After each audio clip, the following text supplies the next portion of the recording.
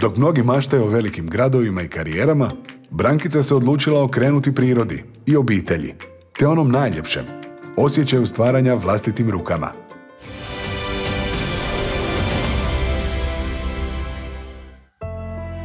U 2009. upoznajem Paola i od tad kreće naša zajednička priča. Ja sam bio kao pravnik, ali sam nabavio na marketing za velike korporacije. Nema život, imaš vrijeme, ali samo pola sata ti jedeš, gledaš serije i ideš spavati. To je život.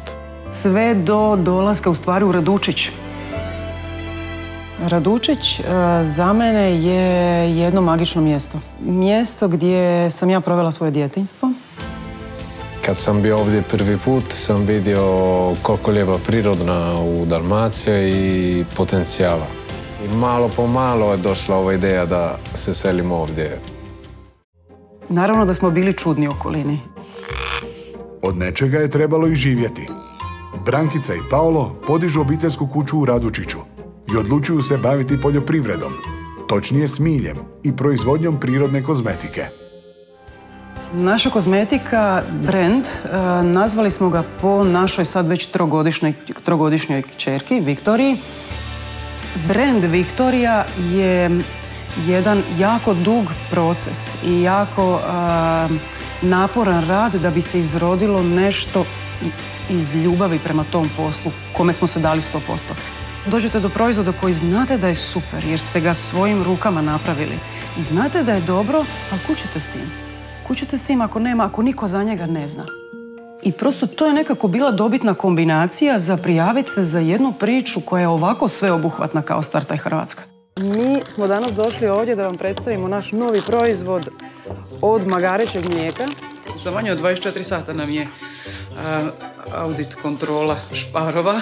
Nama je bitno da sve što radite sukladno zakonskoj regulativi, znači vezano za te vaše proizvode koji spadaju u kategoriju kozmetike. Znači tu postoji taj moment da vam neko kaže slušaj, te papire držiš i radiš zbog toga, toga i toga. I to vam je ono wow. Nama je ta audit kontrola baš onako otvorila mnogo vrata.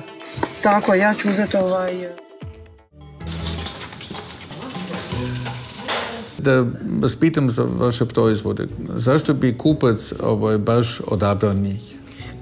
Vi danas na tržištu ne možete naći kremu pristupačne cijene s magarećim mlijekom. Kremu ili bilo koji proizvod. Znate koju poruku imam za vas? Ne znam, još uvijek. Moja poruka je da ste ušli u projekt Startaj Hrvatska. Je li to ozbiljno ili? To je ozbiljna poruka, tako. Hvala. Siamo dentro.